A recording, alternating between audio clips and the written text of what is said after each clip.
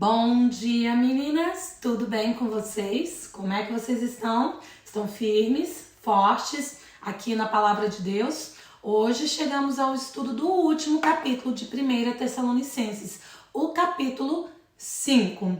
Sim, passou muito rápido. Mais um livro aqui terminando, mais uma jornada já aqui no finzinho. E aqui no capítulo 5, ele é uma continuação do capítulo 4. A gente vê Paulo ainda no mesmo tópico ali do capítulo 4, que foi muito bem falado pela minha amiga Elis. Então aqui agora só é um pouquinho ainda sobre a vinda de Jesus. E a gente vai, né, meninas, me perdoem, eu sempre tô pedindo desculpas, mas em questão da minha voz, assim que eu sinto pra gravar, é uma luta mesmo. Eu vou muito bem, obrigada, mas é perseguição espiritual mesmo. Toda vez que eu gravo é uma luta. Por isso que a gente tem que estar sempre orando, buscando a Deus, porque eu sei que aqui já saímos do plano do fisiológico e a gente está no espiritual mesmo. Mas permanecemos firmes, com voz ruim, com tosse, sem tosse, não vamos parar. Continuamos firmes no Senhor. E paciência aí do outro lado, porque é chato ouvir uma pessoa tossindo, mas é o que temos para hoje. Então, com tosse, sem tosse, bora aqui para esse capítulo 5, porque a gente tem muita coisa para falar. É um capítulo curtinho, mas é bem profundo, bem denso. Então vamos aqui pro comecinho. Continuação, né, do assunto aqui do capítulo 4, ele vai falar: irmãos, relativamente aos tempos e às épocas, não há necessidade de que eu vos escreva, pois vós mesmos estáis inteirados com precisão de que o dia do Senhor, a vinda de Jesus, o dia do Senhor, vem como ladrão, de noite.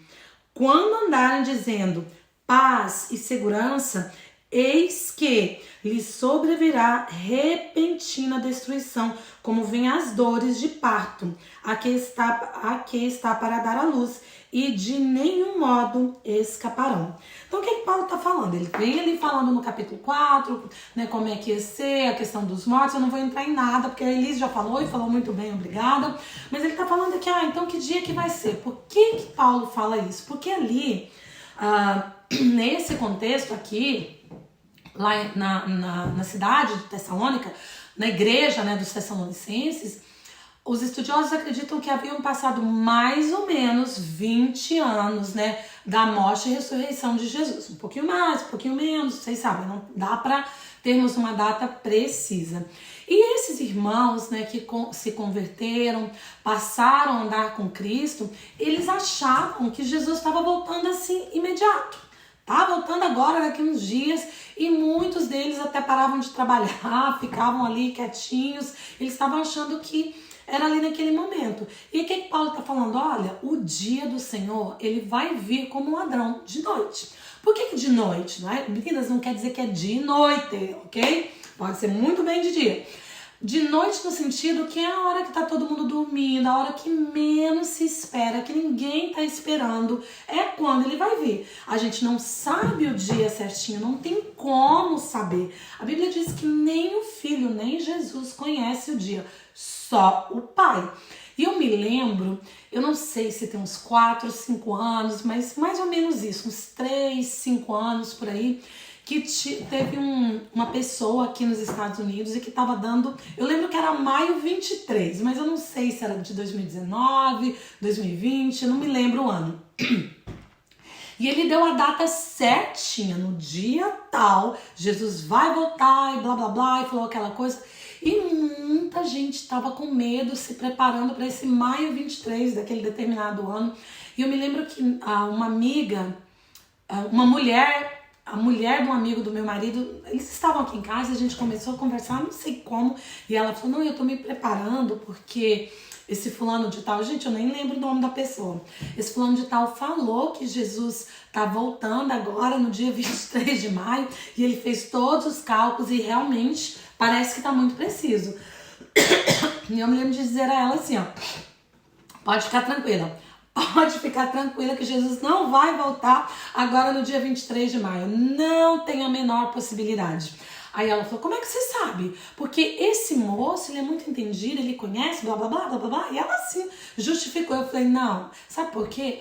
Porque a Bíblia nos diz que nem Jesus conhece o dia, que nós não sabemos o dia que vai acontecer. Então, não tem como. Se eu leio a minha Bíblia, por isso que eu falo, meninas, vamos ler a Bíblia, porque aí a gente pode saber das coisas. Se nem Jesus sabe, se só o Pai conhece, então como é que uma pessoa mortal, pecadora como eu e como você, vai saber o dia, a hora, saber exatamente tudo o que ia acontecer? Não tem como. Então aí já contradiz o que a Bíblia diz. Aí ela é uma pessoa cristã, ela olhou pra mim e falou assim, mas ele fala com muita propriedade, ele fez os cálculos, ele pode calcular o que seja, ter a melhor calculadora do mundo. Ainda assim, não tem possibilidade de ninguém saber o dia e a hora. A gente tem sinais, né? A gente tem as evidências, mas o dia e a hora não sabemos, não há como saber. Então, se alguém, né, que sempre tem um ou outro, e muita gente já falou, vai ser tal dia, e todas essas pessoas que deram datas, todas elas passaram vergonha. Sim, passaram vergonha porque ninguém acertou. Não dá pra como saber, não dá pra saber o dia, a hora, não dá. Agora o que ele fala aqui?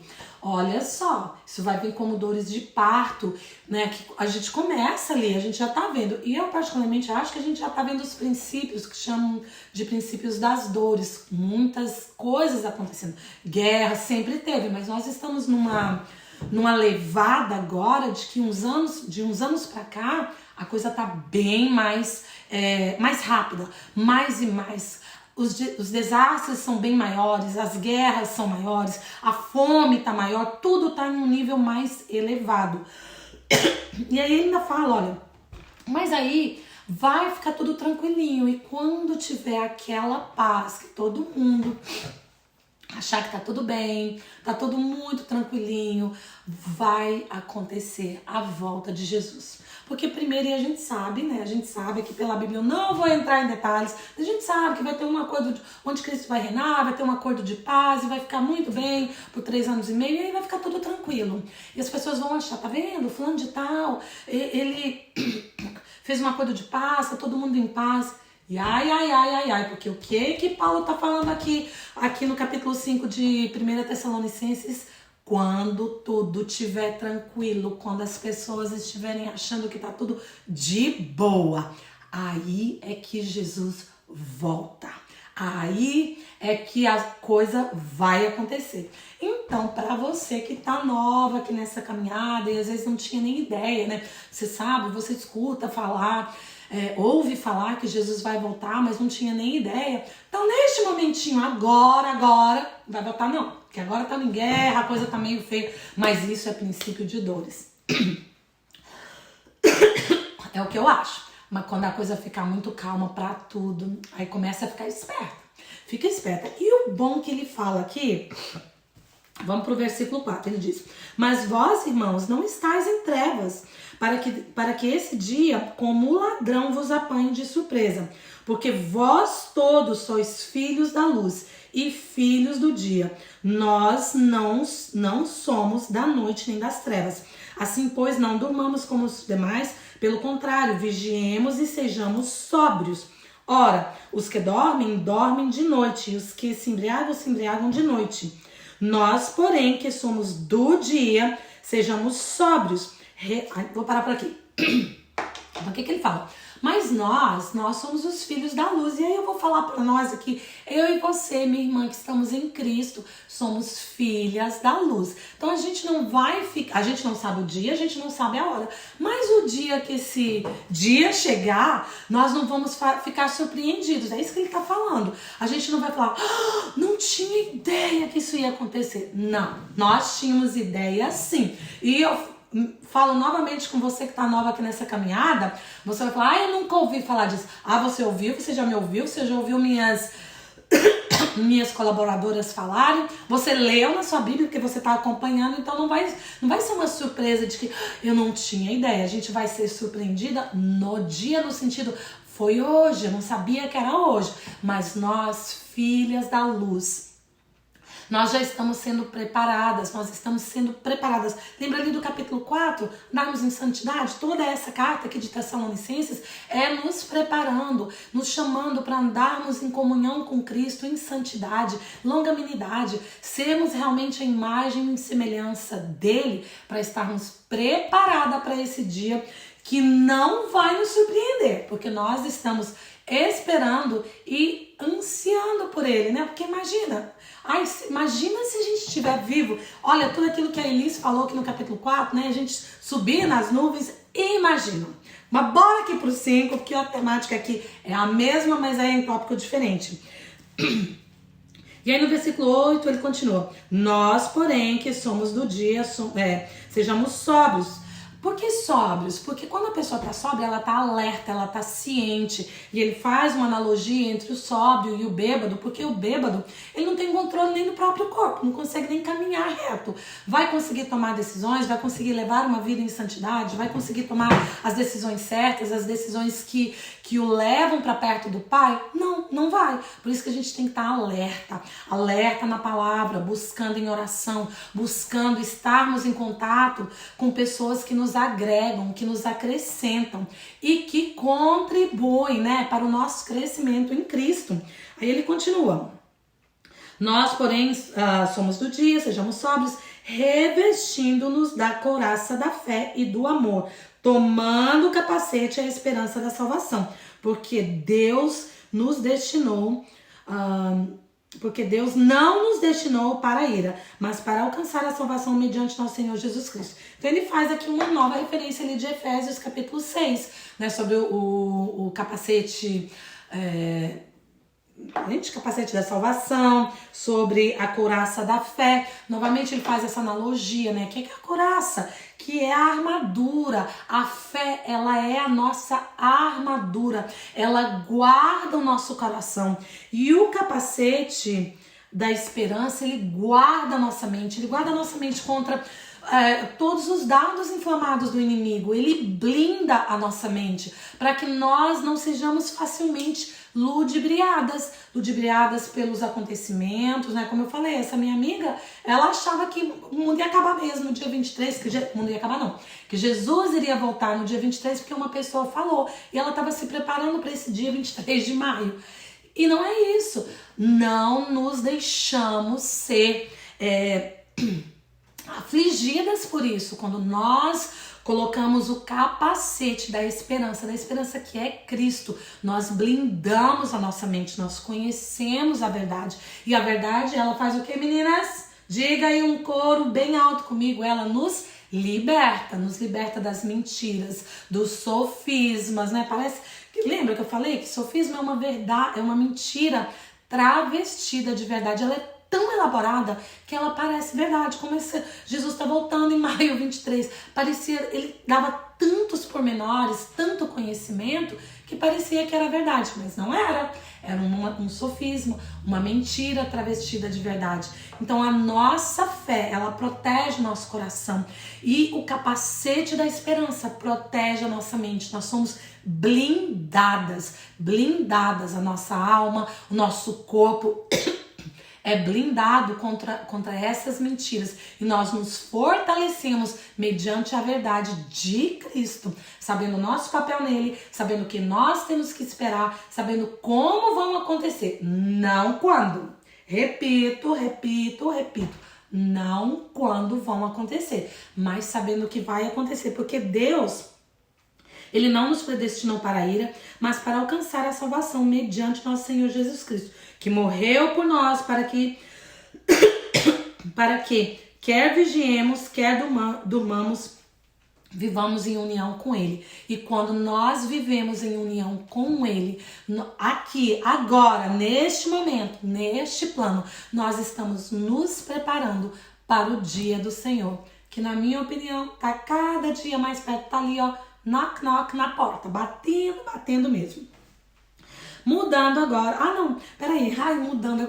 Eu quero passar o carro na frente dos bois, é porque eu quero adiantar para o vídeo não ficar muito grande, mas aí ele fala aqui, ó, no versículo 11: consolai-vos, pois, uns aos outros, edificai-vos reciprocamente, como também estáis fazendo. Então, para que a gente possa consolar um ao outro, nós já vimos isso desde o começo dessa carta, a gente viu aqui no capítulo 4, novamente, né? Dê força para aquele irmão que está um pouquinho mais fraco, que está um pouco desanimado, que está passando por situações difíceis, né? Que está ali na luta, no deserto. E também seja, né? Recíproco. Também aceite, porque às vezes, e eu confesso que é uma coisa que eu tinha muita dificuldade. Primeiro, de pedir ajuda. Eu tinha muita, ainda tenho, tô melhorando. Às vezes, quando passo uma dificuldade, pedir ajuda. Nossa, e é tão bom quando a gente também é consolada. Às vezes, nós somos as que consolam, mas às vezes a gente precisa ser consolada. Quando nós estamos passando por dificuldades, por momentos difíceis, nossa, como é bom uma palavra, né? Uma palavra de ânimo, uma palavra de encorajamento, uma palavra que te bota pra cima. A gente sabe lá no fundinho que a gente vai conseguir, que nós somos mais que vencedoras, mas há dias que é necessário ouvir uma palavra. Então, ele vai falando isso, olha, consolem uns aos outros, é recíproco. Hoje sou eu que consolo, mas amanhã, se eu estiver na posição de ter que ser consolada, que eu também permita, porque era isso que eu fazia, eu não permitia, não. Eu era meio... Não é durona, mas assim, ficava muito na minha, não quero incomodar. Mas a gente tem amizades, né, que são amizades profundas, e mulheres, tô falando de mulheres, homens também, né? Mas pessoas que são realmente abençoadas por Deus e que nos abençoam. Então, que a gente, né, se você, assim como eu, às vezes acha que não quero incomodar, eu consigo passar sozinho. Às vezes a gente consegue, mas às vezes quando a gente tem uma pessoa para nos encorajar, a gente passa a luta mais forte, porque palavras de encorajamento, elas batem fundo na nossa alma, batem fundo aqui no nosso coração e nos dá um up, um boost, né? um ânimo para continuarmos. Então que sejamos encorajadoras, mas que também sejamos encorajadas no dia que a gente precisar. Aí agora, ele vai falar que a partir do versículo 12,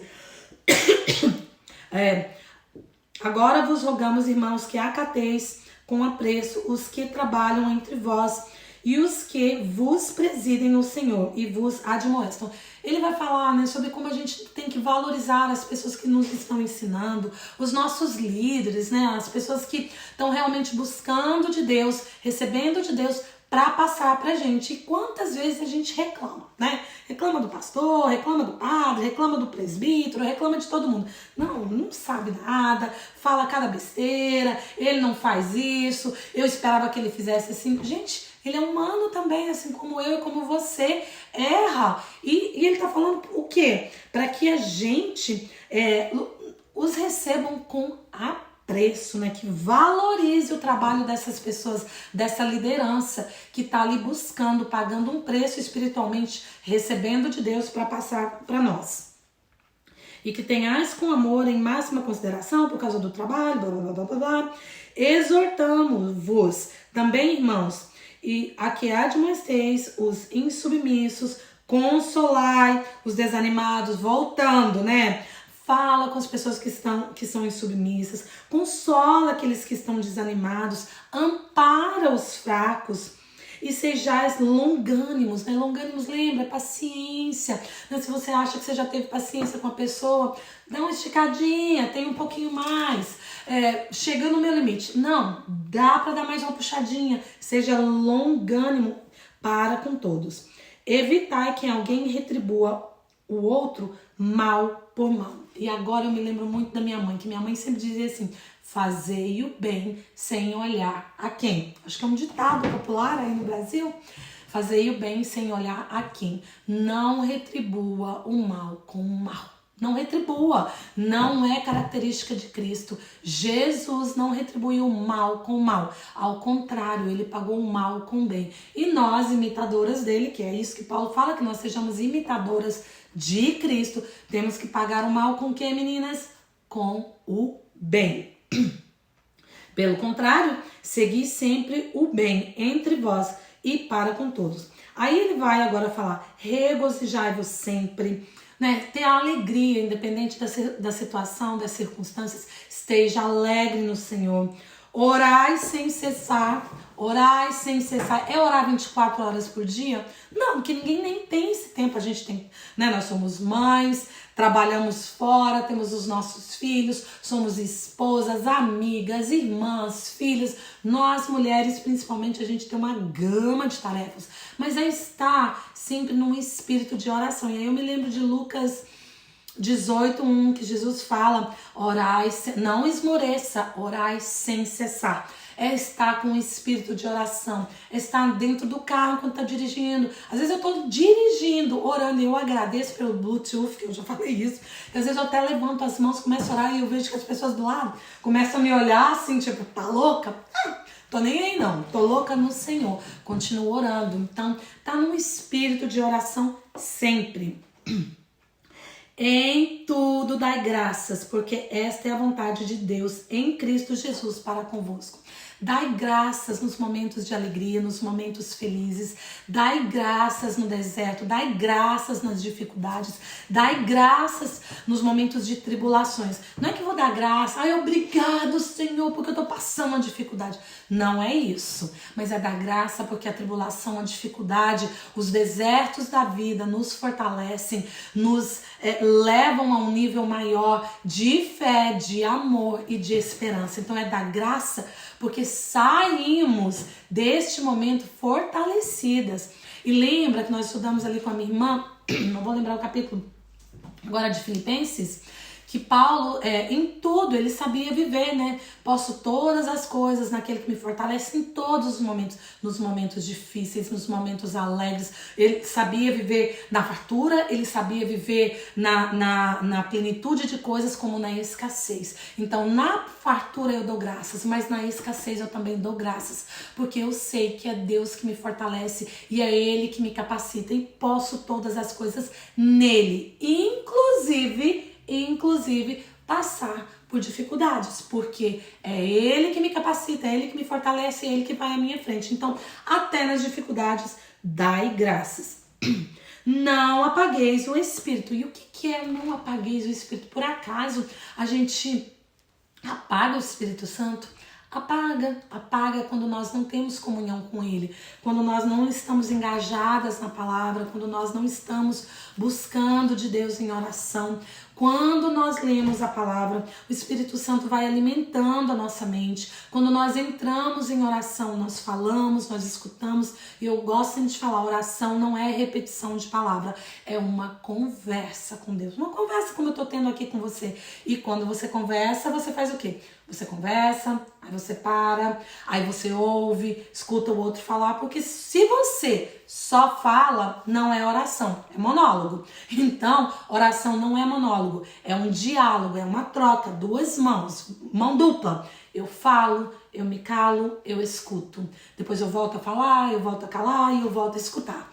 E é isso que ele tá falando. E quando a gente não tá nessa comunhão com Deus através da palavra, através da oração, o Espírito Santo, ele vai ficando apagadinho, porque se nós não nos alimentamos, o nosso corpo vai ficando, eu tô falando do corpo físico mesmo, se a gente não come, a gente vai ficando o quê? Fraco, sem força, sem norte, a gente não consegue nem tomar decisões sábias, porque ali tá na fraqueza mesmo. Mas se nós, é a mesma coisa aqui, se nós alimentamos o nosso espírito, é uma chama, é como se todo dia a palavra e a oração, imagina uma fogueira. Se você não alimenta essa fogueira vai morrer. Mas se todos os dias, quando você lê, quando você busca em oração, você está jogando lenha na fogueira. E essa fogueira ela vai permanecer. E quanto mais você busca, mais lenha nessa fogueira. E às vezes, tem dias que tá uma fogueirinha, tem dias que é um fogaréu, né? Um fogaréu. Então, não apagai o Espírito Santo é na comunhão com Ele, é na comunhão com a palavra, na comunhão em oração, alimentando o fogo do Espírito que habita em nós. Não desprezeis as profecias, né? A gente tem que ouvir mesmo profecias e analisar. Não julgai todas as coisas, retende o que é bom. Por isso que a gente tem que ler a palavra, volta a frisar, porque esse cara que profetizou que Jesus ia voltar em maio 23, essa minha amiga é uma cristã, mas com certeza não lia a Bíblia, não lia, porque ela estava com medo que Jesus voltasse mesmo nesse maio 23. E quando eu falei, olha, não pode ficar tranquila, porque a Bíblia diz que não, porque eu podia julgar essa profecia desse homem, porque eu sabia que não ia de acordo com a Bíblia. E se não está de acordo com a Bíblia, não importa. Pode ser o pastor, pode ser o padre, pode ser o papa, pode ser quem for. Se for contra o que diz a Bíblia, com quem que a gente fica, meninas? Vamos ficar com a Bíblia, porque a Bíblia, sim, ela é pura e verdadeira e ela é a própria palavra de Deus.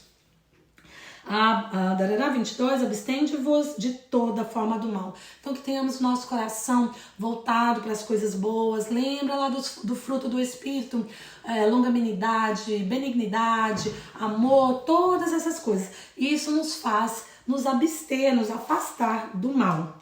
Vamos para o 23 para a gente terminar. O mesmo Deus da paz vos santifique em tudo, e o vosso espírito, alma e corpo sejam conservados íntegros, irrepreensíveis na vinda do nosso Senhor Jesus Cristo. Fiel é o que vos chama, o qual também o fará. Então que o nosso corpo, a nossa alma, o nosso espírito possa ser encontrado irrepreensível. Nós temos que nos santificar, voltando, né? Lembra que eu falei lá na introdução que um dos tópicos aqui de Tessalonicenses é a santificação. Quando nós nos santificamos, quando nós nos afastamos do pecado, quando nós buscamos a Deus, nós santificamos o nosso corpo, a nossa alma, para que nós estejamos irrepreensíveis no dia que Jesus voltar.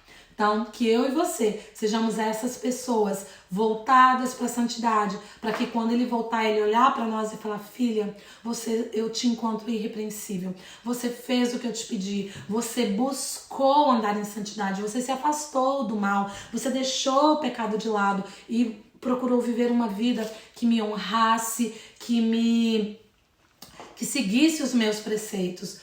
Você está irrepreensível para aí a gente fazer aquilo que a gente viu ali no capítulo 4. Encontrar com ele nas alturas. Mas bora terminar, meninas, agora de verdade. Para terminar mesmo. No versículo 23 ele diz: irmãos, orai por nós. Irmãs, orai por nós. Que nós aqui no Germinar possamos ter o hábito de orar. Não orar só pelas nossas próprias súplicas, pelas nossas próprias coisas, mas orarmos umas pelas outras, orarmos e intercedermos. Também agradecermos umas pelas outras, agradecermos: Senhor, eu agradeço pela vida da minha irmã, eu agradeço porque eu sei que o Senhor é aquele que vai à frente, o Senhor capacita. Então eu te agradeço, Senhor. Orai por nós. Saudai todos os irmãos com ósculo santo. Conjuro-vos pelo Senhor que esta epístola seja lida a todos os irmãos. Graça de nosso Senhor Jesus Cristo seja convosco. Então, meninas lindas, hoje nós terminamos 1 Tessalonicenses. Mais um livro a ser conquistado, né? Um check aí de livros da Bíblia que nós terminamos. E terminamos com essa palavra: que a graça do nosso Senhor Jesus Cristo esteja convosco. Que a graça do nosso Senhor Jesus Cristo seja com você, mulher aqui do Germinar, que se prontificou, que tirou um tempo da sua vida, né, da sua agenda tão corrida, mas está se santificando aqui na palavra, buscando a Deus, conhecendo a Deus. Então que a graça desse Deus maravilhoso seja com você, hoje, amanhã e sempre. Obrigada por permanecer firme, obrigada por buscar a Deus. E eu tenho certeza que esse tempo que você passou estudando a palavra de Deus não foi em vão, não foi perda de tempo. Muitas de nós para pelo caminho, mas você que permanece firme, você colherá os frutos desse investimento. O investimento não de dinheiro, mas o investimento no reino, que é o maior investimento que nós podemos fazer na vida. Então que a graça de Deus, que a graça do nosso Senhor Jesus Cristo seja com você. Que Deus abençoe a sua vida, abençoe a sua família. E a gente se encontra, meninas, onde? Aqui mesmo, neste grupo Germinar de mulheres lindas, para estudarmos 2 Tessalonicenses, a segunda carta aos Tessalônicos, também escrita por Paulo, obviamente, e que vai ser ministrada pela minha amiga Elise. Então, Deus abençoe você, que você tenha uma vida na graça de Cristo. Permaneça firme, permaneça forte, porque você colherá os frutos deste estudo. Talvez amanhã, quando você estiver passando por uma situação difícil, você se lembrará disso. Orai sem cessar, permaneça no Espírito, não apague o fogo do Espírito Santo, que Ele é aquele que faz, né? Diz ali no versículo 24, fiel é o que te chama e Ele também o fará. Então, obrigada, Deus abençoe a sua vida e a gente se encontrar amanhã aqui em 2 Tessalonicenses.